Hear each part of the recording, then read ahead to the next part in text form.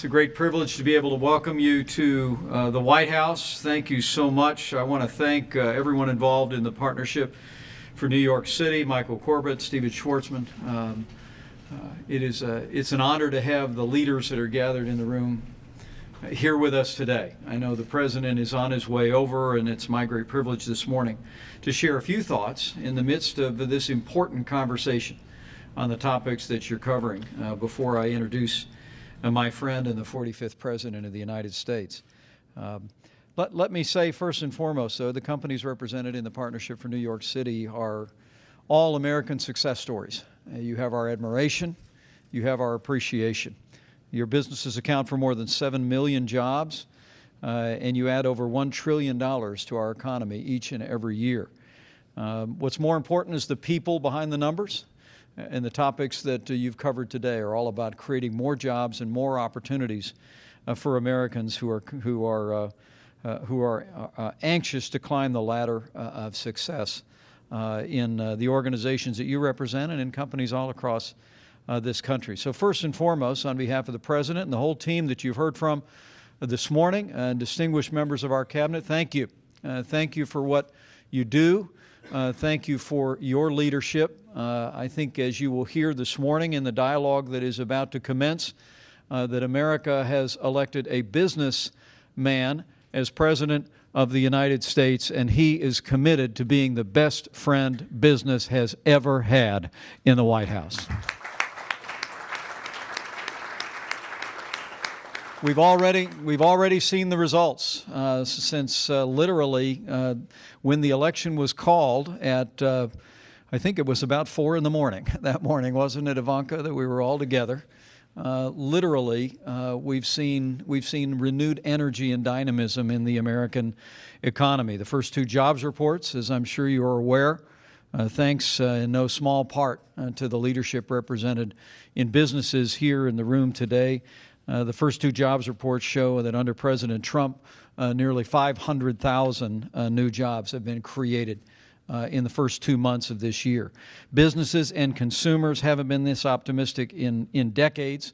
In fact, we just learned from the National Association of Manufacturers that in their historic quarterly report, 93% of manufacturers are optimistic about the future. That represented almost a 40-point increase in optimism since the last report.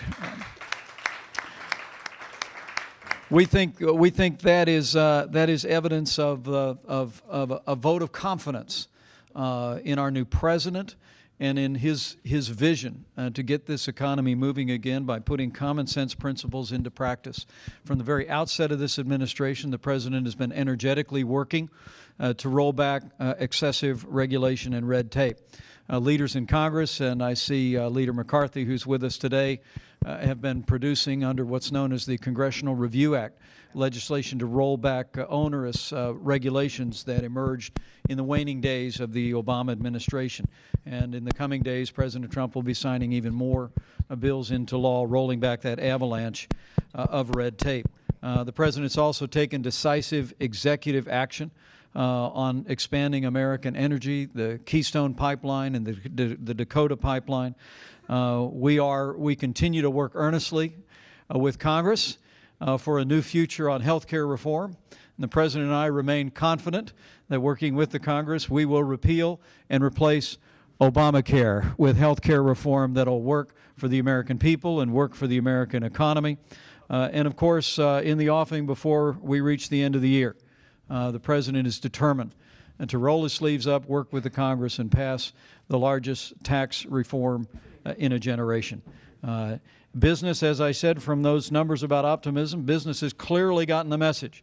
But today's conversation is all about learning from job creators represented in this room how we can continue to build on the momentum in this economy, particularly focusing on infrastructure, government modernization, and workforce. I can tell you that the subject that I came in at the end of, and I know was much a topic today with Ivanka and with Wilbur, having to do with improving the quality of our workforce, expanding opportunities for what is known as career and technical education, what we back in Indiana call vocational education, is a real passion for our new president. And we look forward to partnering with you in ways that we can continue to encourage investment and create opportunities for expanded career and vocational education.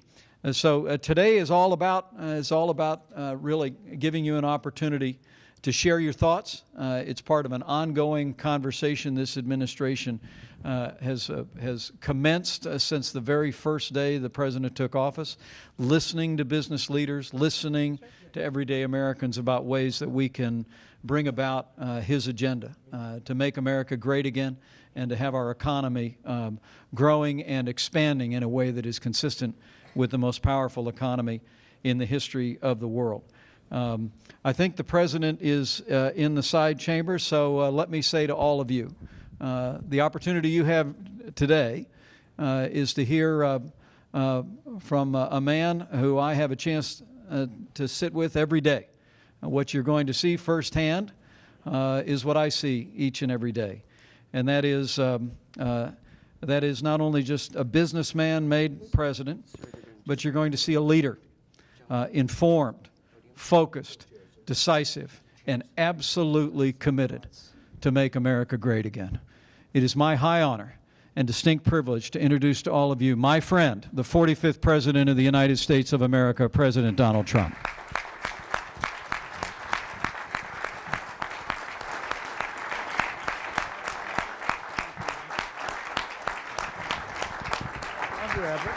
Thank you, Mike.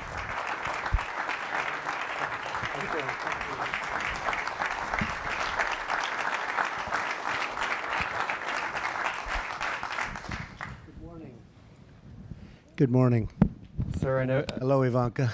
I know you know a few of the people in this room. I do. All the killers from New York. I'm looking at all those competitors, those great talents, great builders. I have to give you a heads up that Ivanka chaired one of the sessions before this. Tough act to follow. Oh, she's tough.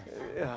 Very tough. Vice President Pence listed some of the amazing accomplishments that have taken place since your election and your 75 days in office. The stock market has had almost unprecedented sustained growth. Unprecedented confidence from our manufacturing sector and other business sectors, leading to massive private sector investment and job growth. You have gotten rid of regulations that were unnecessary and were job stifling. You have strengthened our borders and strengthened our military. You've nominated a great superb Supreme Court justice, amongst many other things. How does all that feel? And we're getting unbelievable credit for what we've done, other than the mainstream media, which just gives us no credit whatsoever. Right. But we are getting tremendous credit. And if you look at the real estate industry, the mining industry, the farming industry, if you look at any of the major industries, you see what's going on. In fact, even today I was very happy, as I read this morning early, that our trade deficit with others has gone down very considerably in the last short period of time. It's having a big impact. And as you know, I'm meeting with the president of China on Thursday and Friday in Palm Beach, Florida. And I think we're going to have a very interesting talk. We're have a lot of respect for him. I've spoken to him numerous times. But we have to do better because our deficit with China, as you know, $504 billion. That's a year. That's incredible. That's enough for a lifetime. Even Steve would say that. But that's a year. So we're going to have a great meeting. I'm sure we're going to have a fantastic meeting, and we're going to talk about a lot of things, including, of course, North Korea, a problem. And that's really a humanity problem. So we're going to be talking about that also. You have made it a driving force of this administration to bring in the best minds we can from the private sector, to listen intently to them, and to take decisive action. How important is that, and how important is it to reform government to bridge the gap between the private and public sectors? Well, I did. I brought you. I brought Gary Cohn. I brought a lot of very great people. My friend Steve is helping us out. We have a superstar committee of 22 people, and every time somebody calls me, I say, Steve, put them on. No, we want to keep it at this level. You know, the heads of the biggest companies, they all want to be on our committee, right, Stephen? But Steve likes to keep it very small. But they will go off and they'll disappear, and we'll put others on. But we've had some great meetings, and we've all learned a lot. One thing that did come up, and it came up yesterday, was Gary Cohn. Where's Gary? Is he here? Right there. Could you bring me that chart, please? Do you mind? Let me see that chart. So this was just something. This is sort of incredible. That's so beautiful.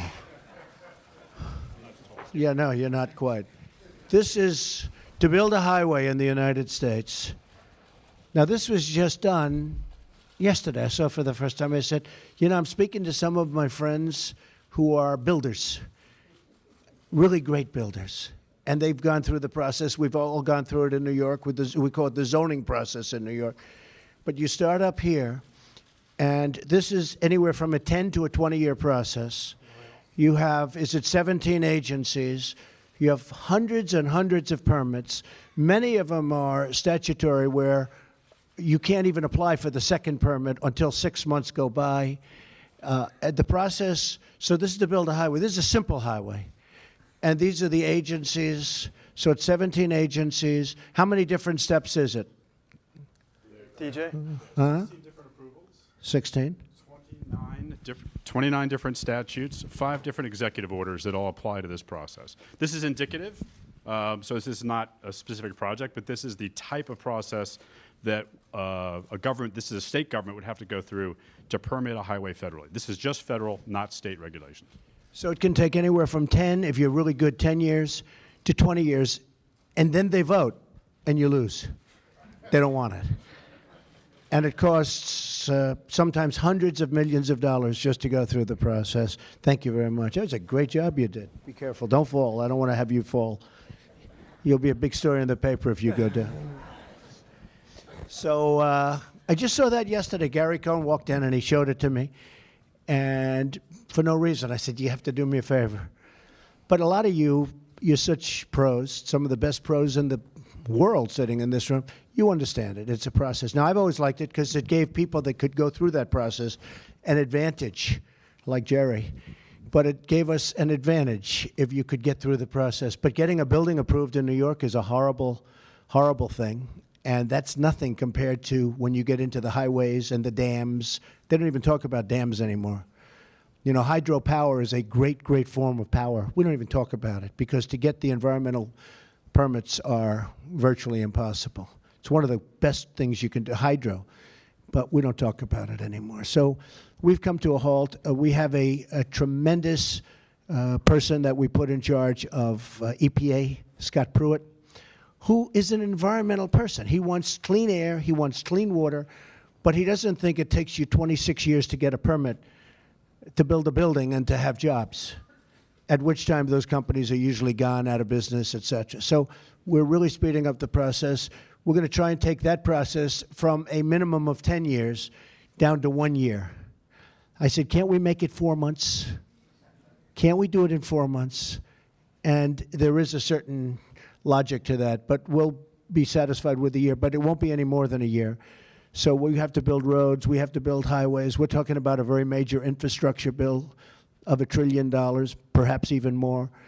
And when we have to do our jobs, I mean, if we say we're giving to New York City hundreds of millions of dollars to build a road someplace, it doesn't help if they can't start, because it's going to take 7.5 years to get the permits. Even to redo a road takes years to get the permits. You know, you have a road that's there, and you want to redo it, and you have to get new permits for the kind of asphalt you're using, the kind of concrete you may want to use. And if we're going to give all of this money, you know, there was a very large infrastructure bill that was approved during the Obama administration, $1 trillion. Nobody ever saw anything being built. I mean, to this day, I haven't heard of anything that's been built.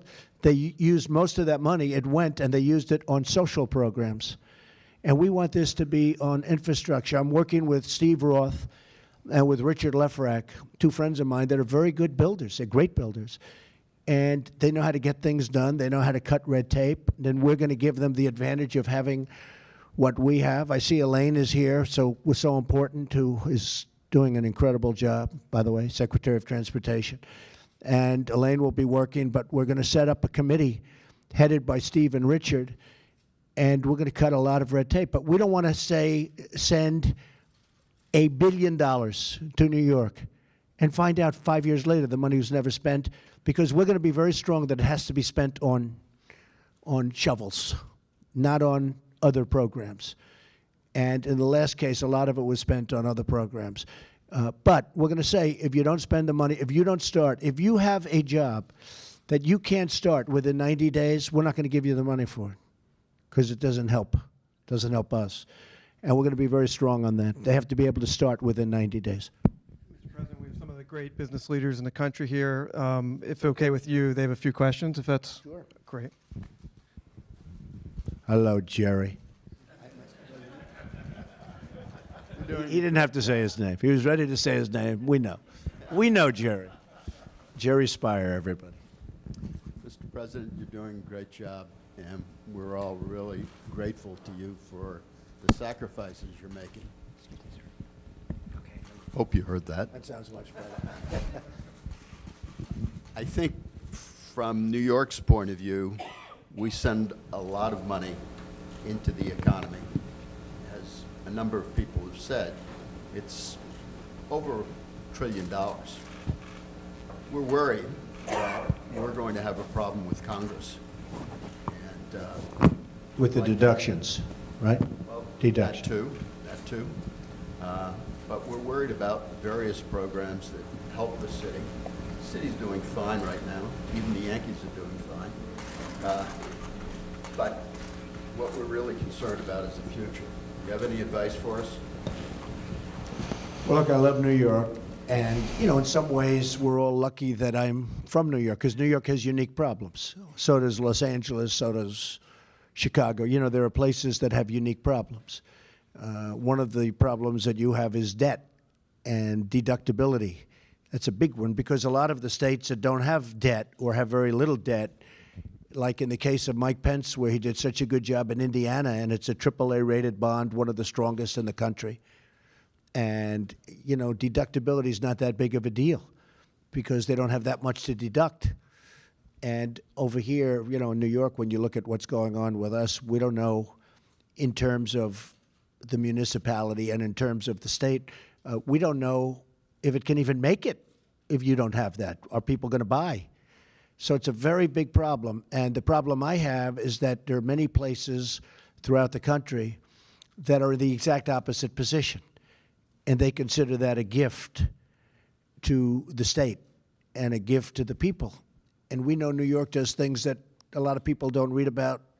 You know, you look at what the money that they contribute to our economy, to our country.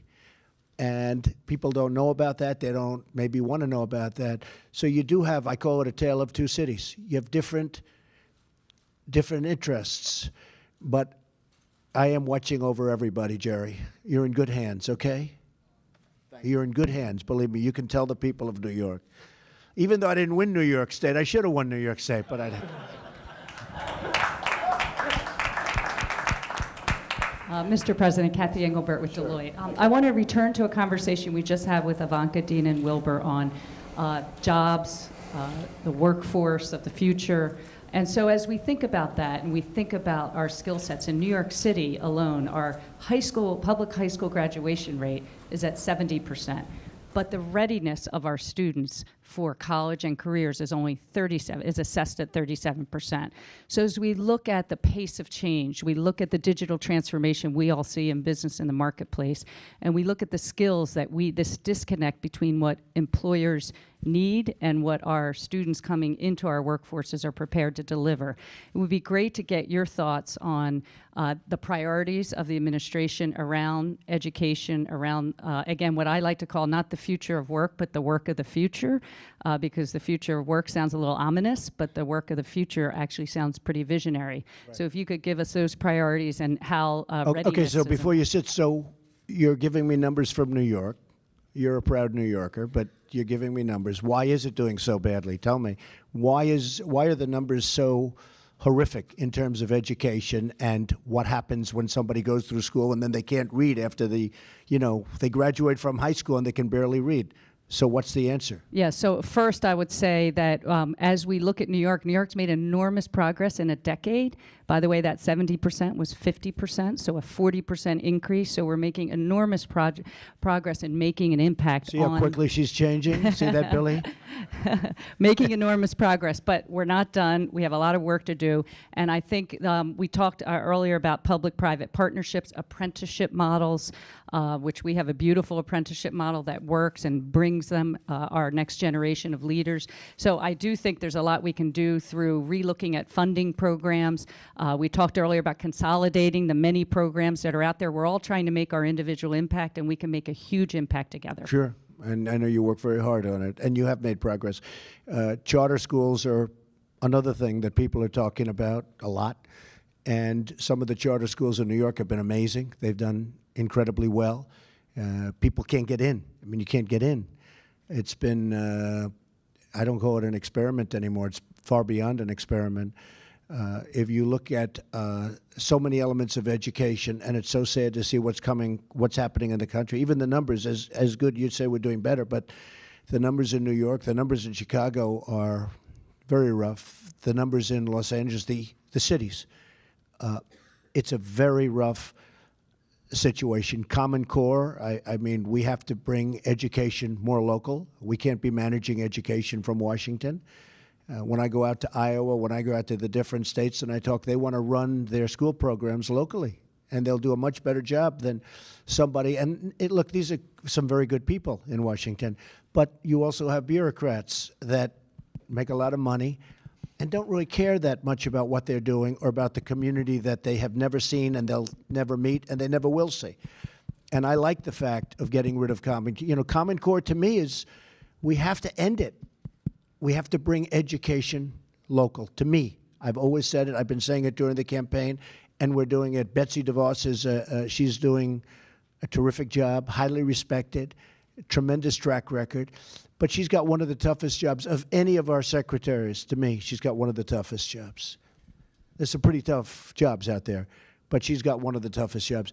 We're going to spend a lot of money and a lot of expertise. We're going to have great talent having to do with education, because there's nothing more important than education. And we've got to get those numbers in New York better.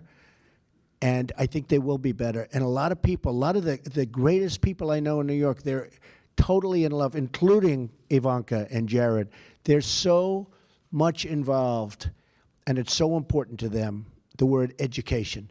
And it's happening, and I see it happening in New York very much, but it's happening elsewhere too. I think we're going to have a great 4 years. Mr. President, I know you have prior to running again, a pressing issue to deal with. Steve and Mike, I think, just wanted to thank you for attending today and maybe make a final comment on behalf of the round table.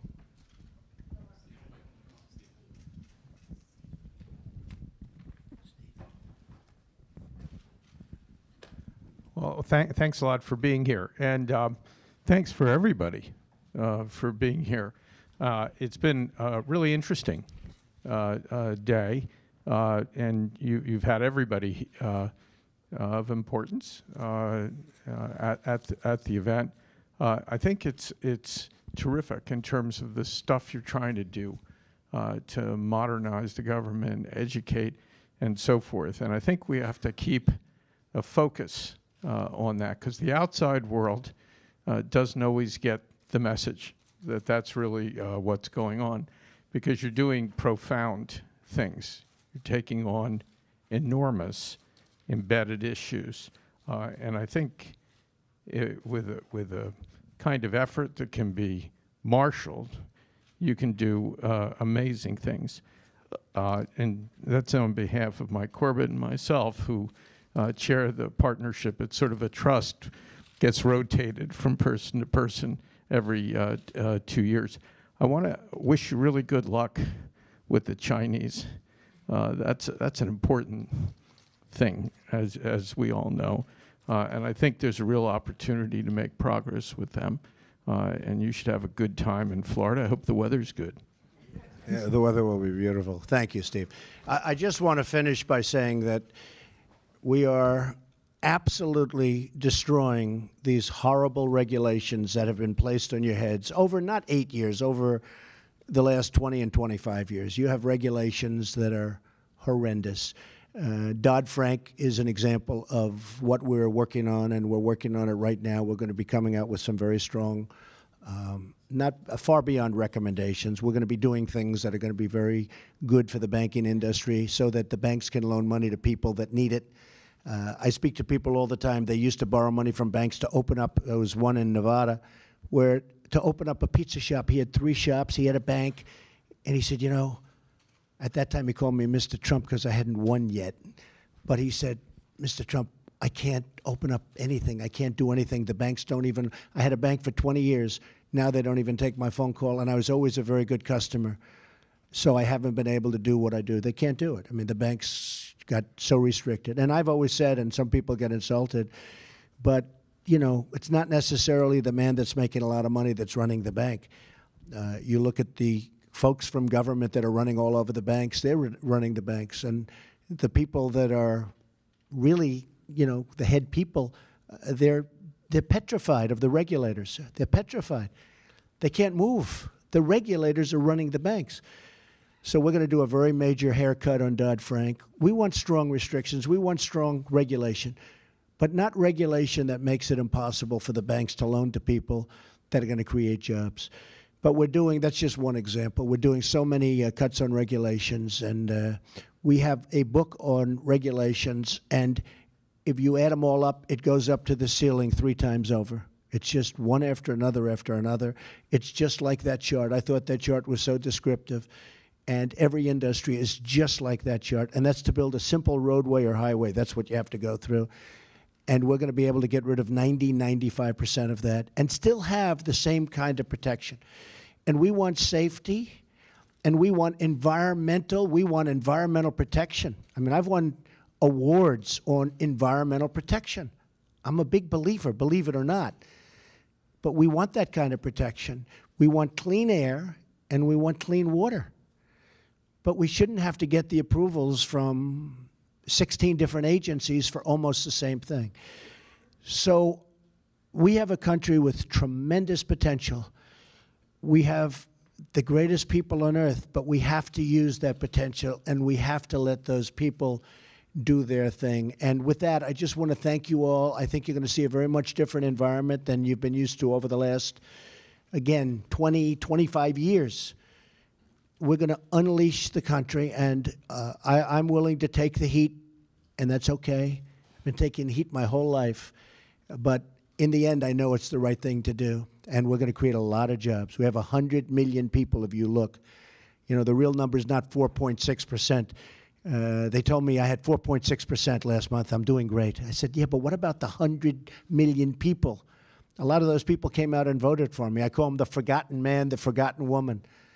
But a lot of those people, a good percentage of them would like to have jobs, and they don't. You know, one of the statistics that to me is just ridiculous. So the 4.6 sounds good, but when you look for a job, you can't find it, and you give up, you are now considered statistically employed.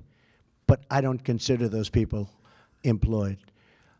If you look at what's happened with Ford and with General Motors and with Fiat Chrysler and so many other car companies, you see what they're doing back in Michigan and Ohio. They were leaving. They were going to Mexico and many other places. They're now staying here. Now, I did say, Reed knows this very well because you've seen me say it many times to the big auto companies at meetings, it's okay. Enjoy your new plant. Please send me a picture. I'm sure it's going to be lovely. But when you make your car or when you make your air conditioner and you think you're going to fire all of our workers and open up a new place in another country, and you're going to come through our what will be a very strong border, which is already, you see what's happened, 61% down now in terms of illegal people coming in. Way, way down in terms of drugs pouring into our country and poisoning our youth. Way down. General Kelly's done a great job. But when you think you're going to sell that car or that air conditioner through our border, it's not going to happen. You're going to have a tax, and the tax may be 35%. And you know what? Every single major company that I've had that conversation with has said, you know, we've decided to stay in the United States. It's amazing. And you would have thought they would have said this, frankly, for years, but nobody's ever said it. And we've lost close to 70,000 factories over a relatively short period of time. 70,000. You wouldn't believe it's possible, Reed, to lose 70,000 factories. 70,000. You know, you look at a map of the United States, how many factories can you lose? We lost almost 70,000 factories. And I will tell you, that's not happening because now they're all staying here and they're all expanding here. Ford announced last week a massive expansion of 3 of its plants. That was not going to happen, believe me, if I didn't win. So good luck, everybody. Enjoy yourselves. You're my friends. You're amazing people, and we're going to put you to work. Thank you.